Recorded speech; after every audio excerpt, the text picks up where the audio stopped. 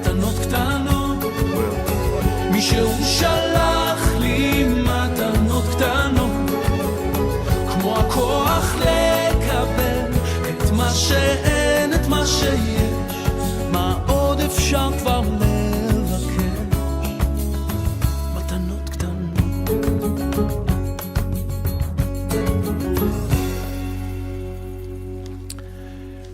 Voilà, il est 8h50 sur Studio Kalita. Nous avons le plaisir d'accueillir ce matin le Rav Michael Safar, qui est membre du Kollel du Rav Mordechai Eliaou. Et ça tombe très bien parce que jeudi prochain, c'est la Iloula, la Askara du Rav Mordechai Eliaou, le Rishon LeZion, qui est décédé, si je ne m'abuse, il y a 8 ans.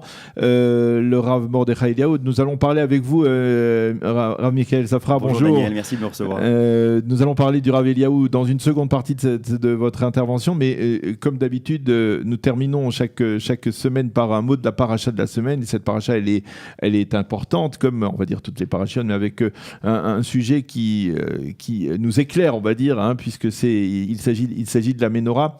On parle toujours, on fait même le lien entre ce qui s'est passé dans la paracha de Nassau et la paracha de Béalotra. Alors, qu'est-ce qui est important de mentionner, entre autres ? Alors justement, vous venez de mentionner le premier rachis de la paracha, qui pose effectivement la question, pourquoi la paracha de la Ménorah, cet épisode de la Ménorah est juxtaposé au dernier épisode de la paracha qui précède. Oui. Et effectivement, le dernier épisode de la paracha qui précède, c'est l'épisode des offrandes des différents princes des tribus pour ce fameux Mishkan qui est érigé à cette période-là. Et pourquoi donc cette juxtaposition ? Alors, effectivement, Rashi qui rapporte le Midrash nous dit « Chalcha dato shel Aaron ». Effectivement, il y a eu une sorte de déception chez Aaron à Cohen. C'est la raison pour laquelle le début de la paracha Béalotra s'adresse à Aaron. Quelle est cette déception ? Effectivement, Aaron était absent de ses offrandes. Ouais. Sa tribu était absente. Oui. Donc, c'était quelque chose qui était a priori terrible pour lui. Et Hachem lui-même répond à cette déception d'Aaron d'une certaine manière. Et nous dit « Shelcha gadol michelahem ». C'est une phrase qui est devenue ensuite assez célèbre. « Ta part est plus grande que la leur ». Et effectivement, la question reste entière. Pourquoi ? Alors, il y a plusieurs midrashim. Alors, d'abord, Rashi continue et nous dit que la part d'Aaron est plus grande par rapport au fait qu'il s'occupe de la Ménorah. On ne comprend pas vraiment en quoi c'est une part qui est plus grande. Le Midrash Rabbah continue et nous dit « Ta part est plus grande que celle des princes » dans la mesure où toi, Aaron, dans ton service divin, il y a une pérennité. Eh oui. Et pourquoi cette pérennité ? Et le Midrash continue et nous dit « La Ménorah éclairera toujours le peuple juif ». Alors, c'est vrai que c'est étonnant. Le Midrash nous explique que les korbanot, les sacrifices ne se font que lorsque le Beth Amikdash est construit, alors que la Ménorah éclaire toujours. Et la question reste toujours entière. Quelle est cette lumière ? Quelle est cette lumière ? De quoi parle-t-on ? Alors effectivement, c'est assez... J'aurais tendance à proposer une réponse parce que c'est-à-dire la seule fois où on lit en fait, on relit véritablement sans une séparation d'une semaine cette paracha de Nassau, la paracha des Korbanot et Béalotra, c'est le dernier jour de Hanouka, dans la lecture que l'on lit, si je ne m'abuse, le dernier jour de Hanouka. Alors il y a aujourd'hui la lumière de Hanouka. Alors effectivement, le Ramban donne la réponse que vous donnez. Il fait allusion effectivement aux lumières de Hanouka et aux lumières du Shabbat. Mais c'est vrai que je voulais aller dans une autre direction dans la mesure où j'ai vu un autre midrash, donc un midrash Tanchuma. Si vous permettez, on va ramener pas mal de midrashim, je crois, aujourd'hui. Dans le midrash Tanchuma, on nous dit que les différents ustensiles du Beth Amikdash ont été pris, certainement par nos ennemis, mais que le seul ustensile qui n'a pas été pris mais qui a été caché, c'est la Ménorah. La Ménorah Nigneza. C'est ce que nous dit le Midrash Tanchuma. En dépit du fait qu'il y a cette fameuse fresque au Colisée à Rome qui montre que la Ménorah pourrait être engloutie dans les caves du Vatican. Exactement. C'est-à-dire qu'on dirait que ce qu'on voit à Rome, parce que je crois que c'est à Rome. Oui, c'est à Rome. Alors effectivement, il y avait la Ménorah qui était dans le Echal, mais il y avait pas mal de Ménorot, je crois, dans le Beth Amikdash qui éclairait. Oui. Donc certainement, ça devait être une Ménorah. Ça devait être une autre Ménorah. En tout cas, d'après ce Midrash. Donc la Ménorah Nigneza.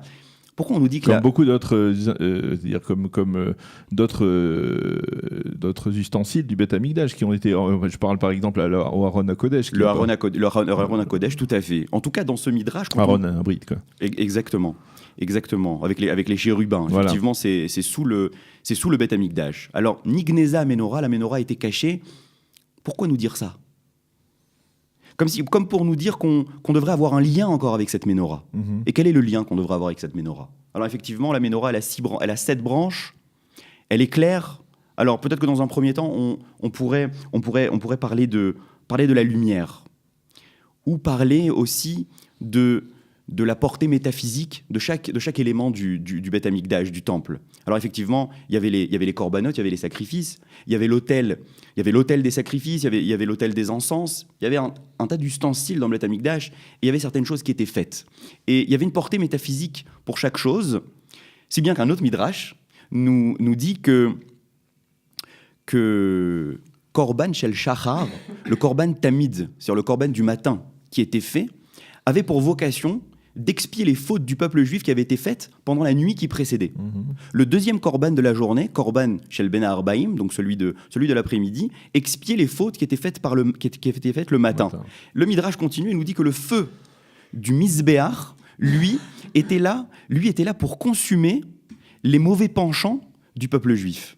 Alors effectivement, on a envie de se dire, mais quand le Beth Amikdash n'est plus là, qu'est-ce qui nous préserve ? Quelle est la capacité, qu'est-ce qu'il y aurait comme expiation pour le peuple juif ? De quelle manière on pourrait être protégé de ces mauvais penchants ou protégé de toute considération trop lourde de fautes ? Alors effectivement, on se pose la question, on dit mais quel est le rapport ? Quelle est la portée métaphysique de cette Ménorah ? Qu'est-ce que la Ménorah incarne ? Alors, il y a une Gemara qui est très connue et qui nous dit Arotse le Arkim Yadrim. Exactement. Dis donc, on en a parlé, Daniel, on en a parlé beaucoup de puisque l'actualité était focalisée sur le sud du pays. Alors on dit, d'accord. Donc celui qui veut devenir un petit peu plus intelligent, alors il faut qu'il prie un peu plus vers le sud. Pourquoi ? Parce que la Ménorah était orientée vers le sud dans le Echal. Okay, le nord, c'était le Lechem Apanim. Au sud, c'était effectivement la Ménorah. Au centre, il y avait les encens. Donc quand le Kohen rentrait, à sa gauche, pour lui, il y avait effectivement la Ménorah. Donc, la Ménorah, ce qu'elle représente, c'est effectivement ce pilier du judaïsme qui va être le Hamoud à Torah. Effectivement, le monde tient sur 3 choses, Torah, Avodah, Gmilut Rasadim, la Torah, la prière et effectivement la bienfaisance. Mais qu'est-ce que la lumière dans la Torah ? Qu'est-ce que la lumière dans la Torah ? Si je vous pose la question et je vous dis, à quel moment de la journée la lumière est-elle incarnée ? Quelle période de la journée incarne la lumière ? A priori, c'est la journée. Oui. Alors, je sais qu'il y a beaucoup d'hébraïsants qui nous écoutent sur Kalita, qui font certainement des ulpan. Le matin, on dit ça boker. Oui. Et le soir, absence de lumière, on appelle ça erev. Pourquoi ? Alors, boker, ça vient du mot bikour. Okay. Quand je viens vous voir, effectivement, je vous visite. Et vous ne m'avez pas invité un soir, vous m'avez invité un matin. C'est-à-dire que le matin, ce que ça va représenter, c'est pas simplement la clarté physique, mais la période de la journée, la période de la journée pendant laquelle on fait connaissance, on réalise nos projets. Et la nuit, Erev, c'est complètement différent. Erev, ça vient de Irbouv. Irbouv, c'est-à-dire tout ce qui est mélangé, tout ce qui est confus. La soirée, effectivement, c'est ce qui va incarner la confusion. Alors c'est vrai que tout est éclairé à notre époque, c'est vrai qu'il y a des gens qui vivent la nuit, mais en tout cas, l'essentiel de la vie de l'homme se fait essentiellement le jour. Mais quand on parle évidemment de clarté, de lumière, on ne parle pas simplement de clarté physique, mais on parle d'une vision authentique de la réalité terrestre dans laquelle on est. Okay, donc quand on parle de lumière, on parle de vision authentique. Et il y a un Rav chassidique qui nous dit que, effectivement, dans ce même ordre d'idées, la lumière de la Ménorah, ça incarne ce qu'on appelle Beirut Hadat. Beirut Hadat, c'est-à-dire comme on pourrait dire la clairvoyance d'esprit. Oui. Et cette clairvoyance d'esprit, on aurait tendance à dire, bon, c'est-à-dire, de quoi veut-on parler quand on parle de clairvoyance d'esprit ? J'ai envie de vous dire que c'est hyper important. Pourquoi ? Parce qu'une autre Gemara nous dit En Adam over Avera, il a nichnas bo ruach shtut. Une personne ne faute qu'à partir du moment où, littéralement, elle est prise d'un vent de folie. C'est vrai que quand on réfléchit, la faute, c'est quelque chose d'anormal. Si je pense quelque chose, alors je ne devrais pas transgresser, je ne devrais pas être en inadéquation avec ce que je pense. Okay. Donc, effectivement, la faute, c'est une incohérence presque au niveau de l'esprit. Donc quand on parle de Beirut Adat, effectivement, avoir un esprit clair, c'est tout simplement ce qui permettrait au peuple juif, aux fauteurs en tout cas, de pouvoir se préserver de ça. Donc c'est déjà une première vocation de cette ménorah, et c'est la raison pour laquelle on nous dit que cette ménorah a été cachée, dans la mesure où, d'une certaine manière, on pourrait la récupérer. On pourrait la récupérer par l'étude de la Torah et par cette clairvoyance d'esprit. Pourquoi clairvoyance d'esprit ? Parce que quand j'étudie la Torah, effectivement, je rentre dans une confrontation. Cette confrontation fait d'une certaine manière jaillir la lumière. C'est-à-dire que je me confronte à un intellect divin, comme explique le Maharal, et cette confrontation crée d'une certaine manière, fait jaillir une certaine lumière. Excusez-moi. Non, je disais, vous parliez du fait que la Ménorah était Nigneza, elle a été enfouie, mais même lorsque la Ménorah était dans le Kodesh HaKodashim, eh bien, personne ne la voyait à part le Kohen Gadol. Effectivement, mais elle est... Donc c'était, on va dire, une volonté, on va dire, plus spirituelle ou métaphysique d'éclairer, pas une volonté de porter la lumière véritablement dans le peuple de manière visuelle. Alors, exactement. Si bien que Rashi, un petit peu plus tard dans la paracha, nous dit qu'effectivement, les six lumières qui entouraient celle du centre, donc il y en avait 3 et 3, et celle du milieu, elle était orientée vers le centre. Ça, c'est ça, oui. Pourquoi, nous dit Rashi ? Il nous dit que ça se passait comme ça pour ne pas qu'on dise Dieu a besoin de lumière. C'est-à-dire que la lumière n'était pas là pour éclairer ce qu'il y avait autour, mais elle était effectivement là pour montrer une orientation. Dieu n'a pas besoin de lumière. Effectivement, cette menorah, elle n'était pas là pour éclairer au niveau physique, mais elle représentait quelque chose qui a une pérennité. Chose qui a une pérennité. Et c'est la dernière idée que je voulais voir avec vous, si on a encore quelques minutes. C'est la forme de la menorah, puisque effectivement, si c'était pour avoir de la lumière, alors on aurait pu le faire de différentes manières. Mais le support, c'est effectivement la menorah. Le fait que ça soit en un seul bloc, unité. Alors en un seul bloc, Miksha Achat, effectivement, effectivement, c'est vrai. La Torah est indivisible, on pourrait dire ça comme ça. C'est pas à la carte, ok. Effectivement, c'est important. Mais par rapport au fait qu'il y a cette notion du 6, du chiffre 6, le Maharal explique que le chiffre 6, c'est effectivement les 6 jours de la semaine. Les 6 jours de la semaine, c'est tout simplement la matérialité, c'est la vie active.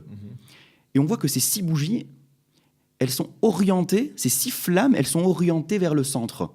Et le centre, c'est le chiffre 7. Et d'après le Maharal, le chiffre 7, c'est la notion du Shabbat.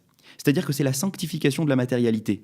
Donc ce qu'on voudrait dire aussi, ce que représente cette lumière, avec ce support de Ménorah, c'est de nous dire que finalement, cette capacité de préservation que cette Ménorah aurait, c'est de nous inviter d'une certaine manière à sanctifier cette matérialité, à être toujours dans une volonté juive, puisque le judaïsme, c'est effectivement sanctifier la matérialité. On n'est pas là pour être des ascètes. Oui.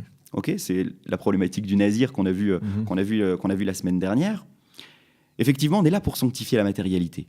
Ce 6 qui est toujours au service du 7. Donc, la part d'Aaron, chez le Chag Gadol Mishelahem, ta part est plus grande que la leur dans la mesure où on a toujours la capacité de se rattacher à cette Ménorah. C'est ce qu'on veut nous dire quand la Ménorah est cachée, dans la mesure où, d'une certaine manière, on pourrait la retrouver. De quelle manière ? On peut la retrouver par l'étude de la Torah, par cette lumière qui est incarnée par l'étude de la Torah, et aussi par ce support, aussi par cette Ménorah qui est là pour nous orienter.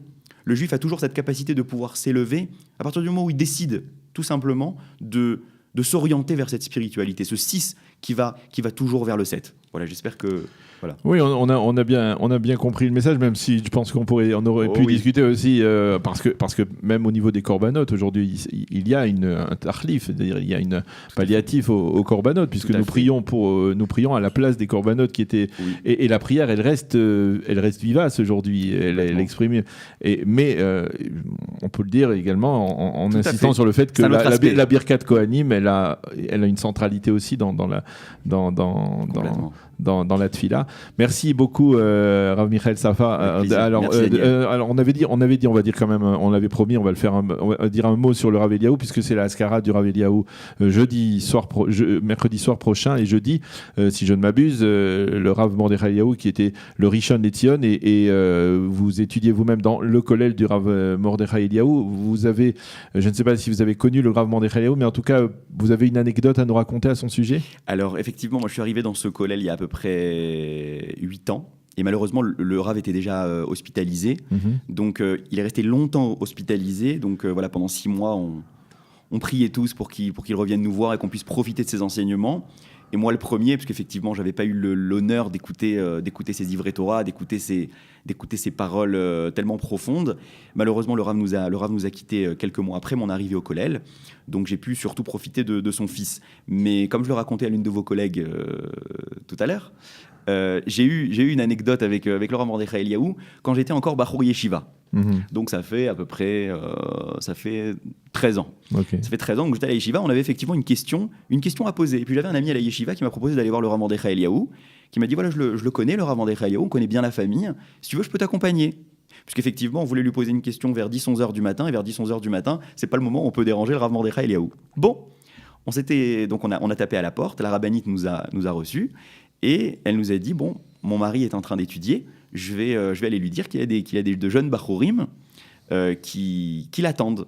La rabbinite a donc été dans le bureau du Rav Mordechai Eliaou et lui a dit qu'on allait certainement arriver. Donc nous, on était encore dans le salon. La rabbinite revient et nous dit c'est bon, le Rav peut vous recevoir. Et on arrive dans le bureau du Rav Mordechai Eliaou et on le revoit plonger dans son étude. Alors, je ne sais pas si on me voit dans la caméra, mais effectivement, le Rav était... Je sais pas, peut-être à quelques centimètres de son livre, complètement replongé dans son étude, alors qu'il savait très bien qu'on allait, entre guillemets, le déranger.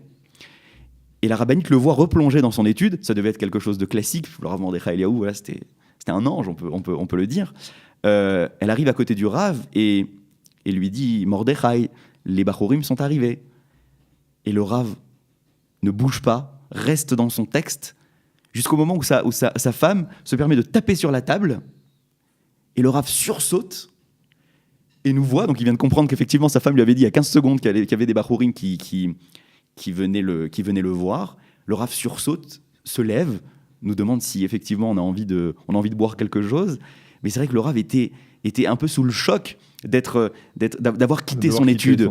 Donc moi j'avais raconté ça même à son fils, le Rav Yosef Eliaou. Le Rav Yosef, c'est notre Rosh Kollel. Le Rav Eliaou, c'est le Rav de Tzfat, son frère. Effectivement, je lui avais raconté cette histoire-là. Alors bon, ça n'avait pas l'air de beaucoup l'étonner. Parce qu'il était habitué à cela. Voilà, il était habitué à cela. Et donc voilà, pour moi, c'est quelque chose qui... Ça fait 12-13 ans. Et dans ma vie de Bachour Yeshiva que j'ai eu, marquant. Ça a été extrêmement marquant. Ouais. Eh bien, merci beaucoup, Rav Michael Safar, de nous avoir éclairé, puisqu'on a parlé de la Menorah, sur la paracha de la semaine, et puis de nous avoir raconté cette anecdote à l'occasion de la Hiloula du Rav Mordechai Eliaou, qui interviendra la semaine prochaine. Merci beaucoup d'avoir été avec nous, et Shabbat Shalom. Merci à vous, Shabbat Shalom.